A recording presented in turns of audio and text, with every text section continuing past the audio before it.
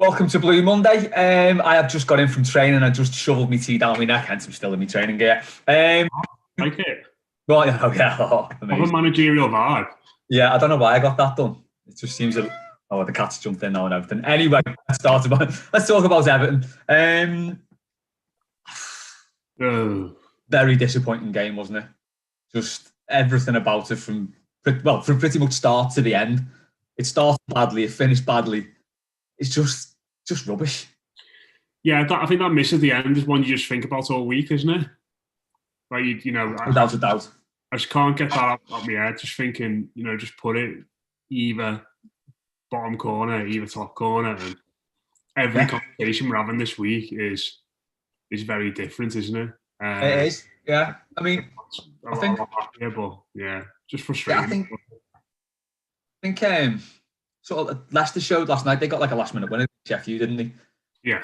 And it shows, no matter where you're on the league or how good a run you're on or whatever, you're going to have games like that. So, other teams will go to Burnley and they will struggle, and I know they've been terrible this season, Burnley, but they are going to grind out results. Teams are going to play badly there like we did. But if you do score that last minute goal, that's what teams up the top do. They win games like that. They play terrible and they win games like that. And for us not to do that when the chance was there, it was just so frustrating. Yeah, Cat's going rogue there, mate. he's determined to get in there. Yeah, it's one of them, isn't it? Just, I think Leicester are quite a good example, actually, of sort of where they're just a bit better than us in that regard, because they've had a lot of injuries as well recently and players out. And although they've had some quite poor results and poor performances, by and large, they've just found a way to get through games. Like, they've had pretty much their entire back four out injured for large spells of the season. And they just found a way. Granted, they've got an elite striker who can conjure sort of out of nothing, like Vardy did yesterday, and win the game. But I think that's where maybe teams like them and Wolves as well, maybe just a bit ahead of us still in that sense, because they can just they can bring in a player who can do a really good, dependable job. Whereas you look at us at the weekend and Luca Dean's injury prompted us into playing Delph at left wing back even, and now he's out. And then on the other side, you've got Iwobi playing right wing back. And while he's done okay there, it's not necessarily his natural position. So we've had to move things around a little bit and not really cope that well. And put this on Twitter, I think just that failure to adapt really since the derby, when we've been forced into adapting because of suspensions and a few injuries, is something that we've not really done at all, have we? No. We're at Fulham, but that's it. Once we were pushed out of that comfort zone, we sort of built around ourselves in those first 5 league games. There's been no real response from us. No. Well, the manager has tried different things, hasn't he? Ancelotti's tried various formations, including that weird one up at Newcastle. Seemed to settle on this horrible 3-4-3, which for me is just the worst formation you can play at all, because I think we've seen in the last 2 games especially, it leaves a bit of a gap, like a little bit of a no man's land around the edge of the box where there's only 2 midfielders, so they've got a lot of ground to cover, especially if you're playing wing backs. It's basically them 2 in the middle of the park. And then you sort of have that bit of the pitch just outside the area where the defence don't know whether to step into it, as against Leeds. Godfrey was late making the move out. Midfielders lost the ball there against Burnley in the first minute. Again, the defence weren't there because it's not really their position. The midfield should be there, so you don't have that cover. And, we conceded basically exactly the same goal, more or less. Yeah, and I think it doesn't really suit the three, does it? I mean, no. Jonathan Haddock, people watching on YouTube, let us know what you think's going wrong with this side at the moment. So John Haddock saying so many things to correct, starting with being in a back three, so he's very much in your camp when it comes to that, mate. But I think it's one of them. You need the personnel to play it, don't you? Yeah. And it's not just wing backs; it's centre backs as well. I always feel as though the best back threes, the teams that play it really well, sort of have like half a full back in there. So you think about when Conte did it at Chelsea, you moved Azpilicueta in there, didn't he? And he was sort of the one that played on the right in that back three, but he'd shuffle across into the full back positions quite a lot as well, because he's just sort of, he was an intelligent defender and he could sort of manage that position really well. We don't really have anyone who can do that. And, you look at Keane and Mina in particular, and you'd say both of them are probably suited to playing in the middle of a back three. But if you put them in one of those wider positions, either way, it's not going to suit them at all. I don't think it's any coincidence that when we went into a back four again at the weekend, while the other parts of the team still clearly weren't functioning properly, the centre backs actually looked a lot better and dealt with Burnley's direct approach a lot better. But it's something we're going to have to improve dramatically on the weekend if we're going to get any sort of result there. But yeah, I feel like a 3-man, 4-3-3 probably suits 9 out of the 11 lads we've got in the squad in the first 11 at the moment, and that's probably a good enough reason, I think, for moving down that route again. Yeah, it certainly suits the midfielders as more as well. Like I said, it's a lot to ask of them. I think normally when you play 3 or 5 at the back, it's usually like a 3-5-2, isn't it? So you'd have 3 lads across the middle, 2 wide players, and then when you're defending, it's 5-3-2. So there's a lot more defensive cover. It just seems playing 4 across the middle with 2 of them wide players just seems dead weird to me. I hope we never see it again, to be honest. I think that was the thing, wasn't it? I think we were all a bit shocked before the game that Delph was left back and Kunku wasn't on the bench. Because I think you said on post-match, like, even if Delph doesn't get injured, there's a good chance he's going to be knackered on 60, 70 minutes. Probably won't see the game out anyway. Or if he does, he's going to drop off massively towards the end. So to not have anyone there who can naturally just come in and play, basically keep the same formation, because, if Ancelotti wants to play this formation, surely you have someone on the sub bench to come in to keep that formation. As it was, he didn't, and he just had to sort of rip it up after 20 minutes or so and start again, which weirdly was the best thing that could have happened to us. Yeah. I don't think we get back into the game, to be honest, if we stick with that formation. Yeah, because you sort of imagine they might score again, don't you? Because they were getting loads of space, weren't they? Just by playing, quite sort of like the Fulham game, just direct balls forward and then little 1-2s around the box, and they seem to be in on us all the time. So yeah, and that was just a weird decision for me, that not having Nkunku even on the bench, because like you said, that Delph is, there are so many factors in play there that make it probably more likely than not that he's not going to finish the 90 minutes. So, and like, just agree with everything you said there, mate. If you want to keep that shape and keep balance with a left-sided player on that side, then we've only really got one of it playing in the squad, haven't we? You can fill in there. So, I suppose the only other thing you might have been able to do is put Davis at right wing back and put Iwobi over there again, but that worked horribly, didn't it, against Leeds, really, in the main, certainly when it came to Iwobi. So, I don't know. It's a tough one to see what we do going forward, because that's effectively, our best left backs are for a while. An option we've got at left back is going to, Delph. Now, as far as I'm concerned, I wouldn't be dependent on him at all. No, just write him off, really. To move him on at the first opportunity, to be fair. So what's going to happen now is Godfrey going to have to just do a job there for a few weeks. Is Nkunku going to get a go? It's a difficult one, isn't it? Really. Yeah, I mean, that's the thing as well. As Godfrey played at left back, he is a right-footed player and he's not a left back.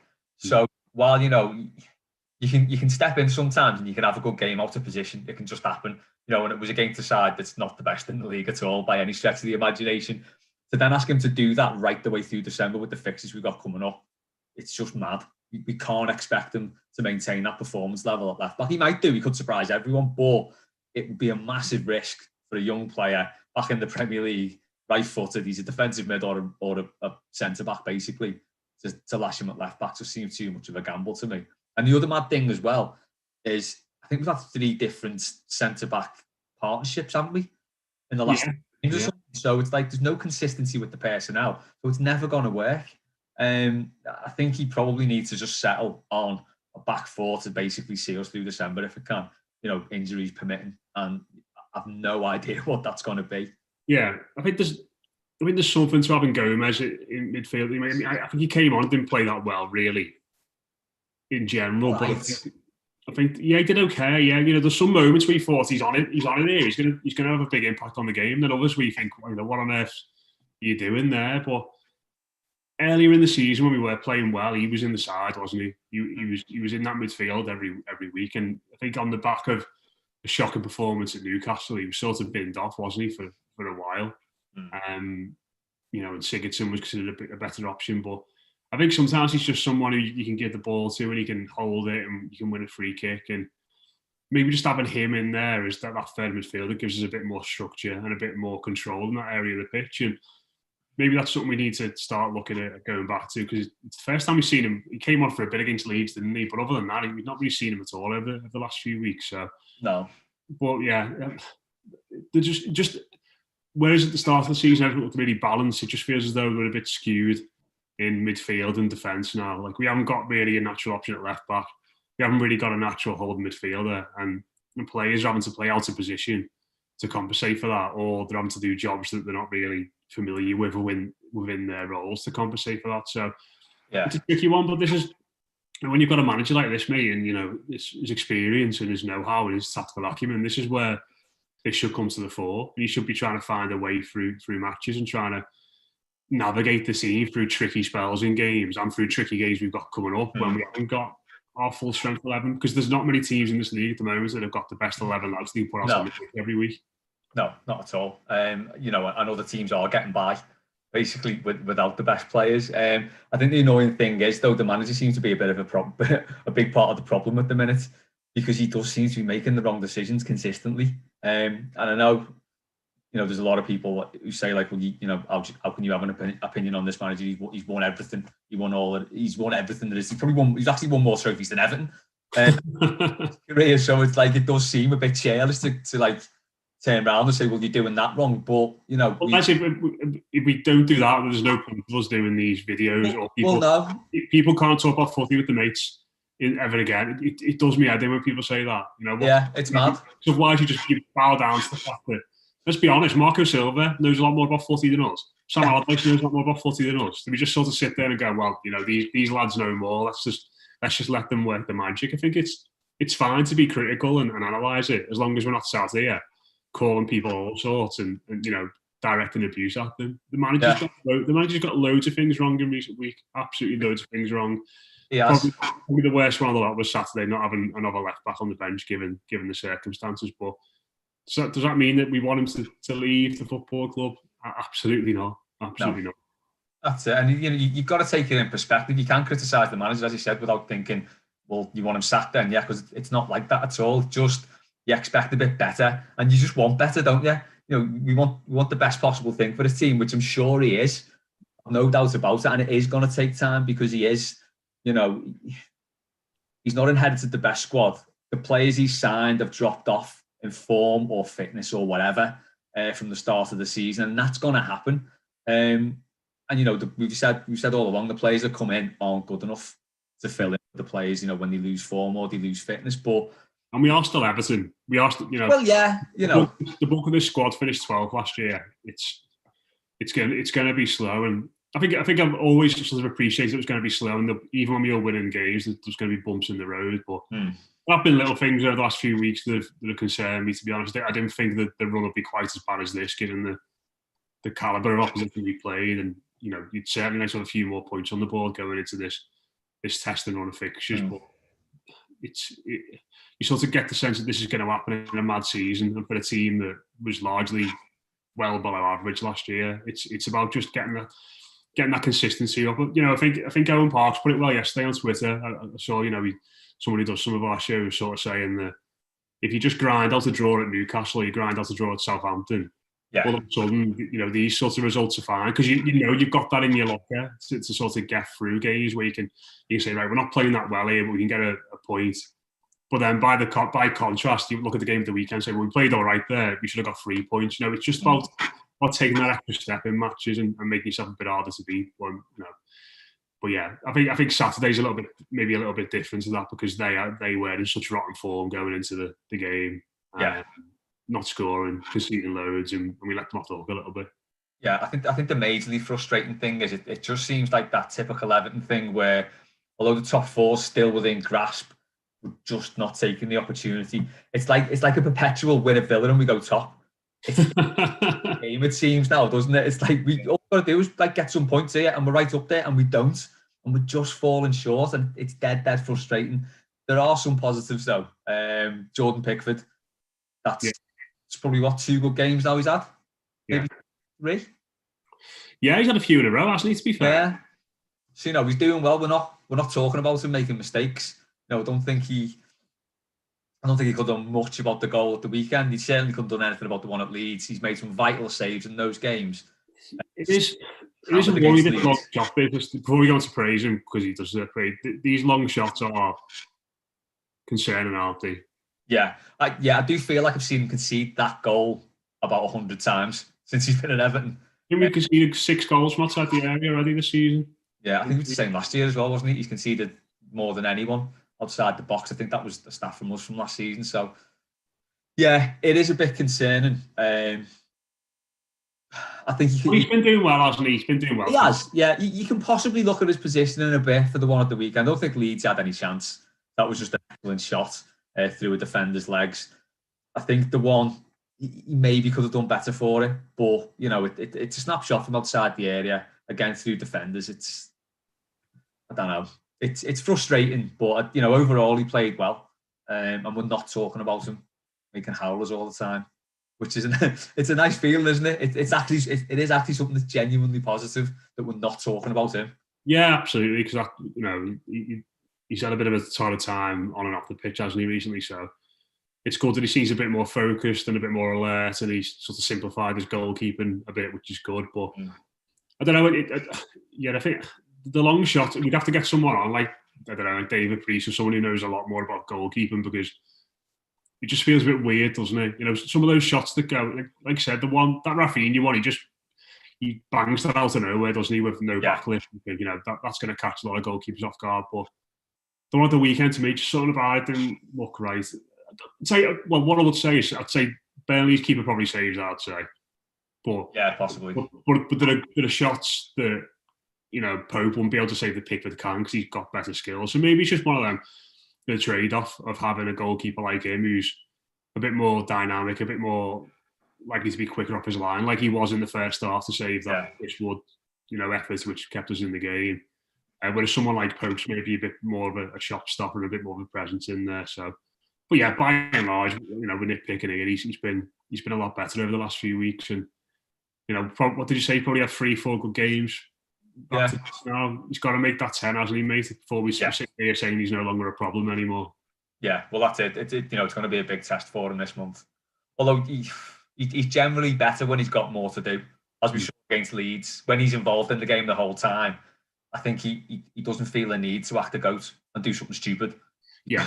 Because it's like his concentration's gone all, he's thinking, right, I need to get involved in this game myself. He doesn't have to do that because he's constantly being occupied. He's like a toddler like that, isn't he? He's got to we've had a few, stupid. Yeah, we've had a few comments, by the way. Chris Amman saying Delp is useless. He needs to collect cigarettes and get out of the club.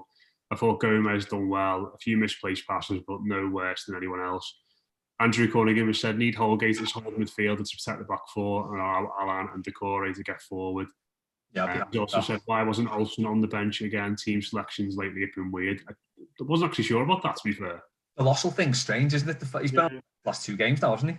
Yeah, you know, to be fair, you don't really look out for news on some goalies, do you? But I don't know if there's no explanation or anything. It does seem odd, though, doesn't it? Yeah, a little bit strange, yeah. But yeah, I can't imagine Rome were too happy about that, like.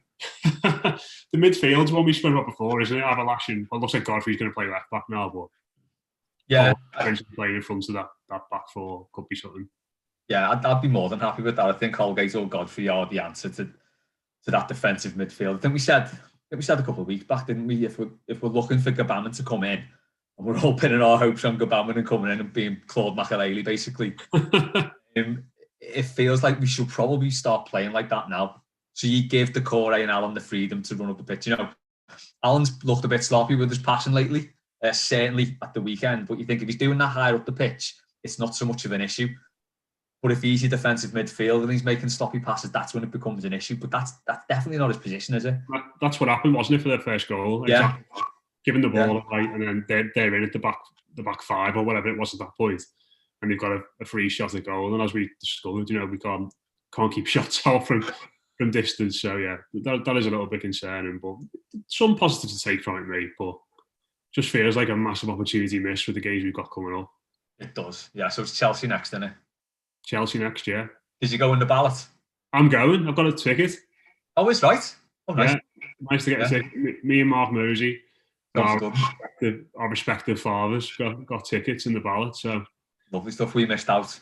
You might get the United game though. I think that was the one that I would have. Yeah, I think that's the one I'd really like. That, you know, that one in the cup would be class. Yeah, I think Chen Tosin up front. I'm thinking when it's like travelling back, if it was travelling back from Goodison 10 o'clock at night, having just been walloped 5-1 by Chelsea, I'd sooner be in the house, to be honest. Do you know what though? I'm just looking forward to going. Like, no, it'll be sound. It'll be like, it'll just be a mad experience, won't it? Yeah, it'll be weird. It will be weird. And I suppose it's a history making match, isn't it? Yeah, without a doubt. So it'll be nice to be there and see what it's like, and just sort of try and get that familiarity back. And you know, it was a year ago today, wasn't it? We beat them, and that was probably the best day of last season, really, wasn't it? Yeah, so, I think. But they've lost the last two, haven't they, at Goodison as well? So yeah, we've got a relatively good record against them, to be honest. Yeah, but they do look a bit of a different prospect this year, don't people? Yeah, they've picked up some serious form lately, haven't they? Yeah, so fingers crossed that we can pull something out. But yeah, I've been like we spoke about it, haven't we, on these shows about how the tickets were sort of like, yeah, no, not that fussed. But yeah, when I found out before, I still had a massive smile on my face. It all week. It's just, yeah, it's gonna be weird, but it's gonna be great. Yeah, it'd be nice to get back in there. But yeah, not really many positives to carry through from the Burnley game. Calvert-Lewin scored again. Yeah, stand up there now, isn't it, mate? It is, yeah. Right. It is. He's pretty much feeding off scraps every game now, but he's still scoring, so that's a positive. I'll have to go and have a look at this, but I reckon he scored more goals horizontal to the floor than he has up. Whether that be sliding in the back post, diving headers. He's just and that's the sign of a great striker. I suppose he's always on the stretch and always just getting to things. Throwing his body at stuff. Yeah. Yeah, definitely. You know, Ancelotti sort of tentatively compared him to Inzaghi. But like that is what Inzaghi used to do, wasn't it? Just scrambling things over the line all the time. It'd be interesting to go back and look at that, like the goals in the last year. Because you can think of loads, or the one of Fulham. He very rarely runs into the box. They're all one-touch finishes, aren't they? We're not going to be on the stretch in that case. The one at Crystal Palace as well. The one against West Brom where Richarlison knocks it across. Yeah. Well, often he's just on his arse sliding in or flinging himself at the ball. He's elite striker in that sense, and his physicality and his speed just gives him a bit of an edge in that situation. But the intelligence to make sure he gets there just in front of the defender is what's really come on over the last few months. But tell you what, mate, I don't want to bring this down, but people talking about Richarlison might go if we don't get European football this year. I'll be a bit more worried about losing him at the moment, because you sort of look at him and how lethal he is. If you put him in a side which creates a lot of chances in the football match, he's going to score a hatful. He's going to score an absolute hatful. So, he's probably our most valuable asset now in that regard. But yeah, I don't want to be a damper. Hopefully, he can get in Europe and keep him here and stuff like that. But that's the one I'd be worried about at the moment. He's either going to get sold or be the new Jelavic, one or the other. Do you know what though? It's gone beyond the Jelavic territory. It has actually. Yeah, it has. No, he's probably scored more goals in the last 10 games than Jelavic did. Yeah, I think Jelavic only got about 7 or 8, didn't he? Yeah, back into that season, but it wasn't half a season. But he's gone well past that. Yeah, but it was interesting watching the highlights of that game against Chelsea from a year ago today, because he misses a sitter early in that game. Yeah, he missed a sitter. Zuma gave him the ball and he hit it straight to Kepa. And then he sort of watched the rest of that game. Remember, he was brilliant that day and he scored the other two. And it just felt like that was the day where it just sort of the switch went off in his head. I was like, right, I need to just be this poacher now. And since then, he's not looked back, has he? Yeah, because up until then, he was having really good games, but not scoring, wasn't he? So his hold-up play and his running and everything was brilliant, but there's just no goals, and that's when people were like, yeah, he's never going to be a good striker because he doesn't score. But he's just like the other day. He just scores every game now, which is great to see. And another positive, I suppose, is we're only conceding 1 a game now and not 2. So there is that. Yeah, I suppose so, yeah. Yeah, we'll see how we get on at the weekend anyway. We'll be doing will you be around for What's the Score, or? Oh no, I won't. You won't be, will you? I'll be there. God. I'll rope someone else in for What's the Score then, before half an hour or so before kick-off. Quality. Job's a good one. Right, cheers, Matt. Top man. Thanks everyone for sending questions in. Yeah, we'll be like I said, but What's the Score? We'll be back. Want more from us? Patreon.com/Blue Room Extra, and all the usual content will be out in the week as well. Up to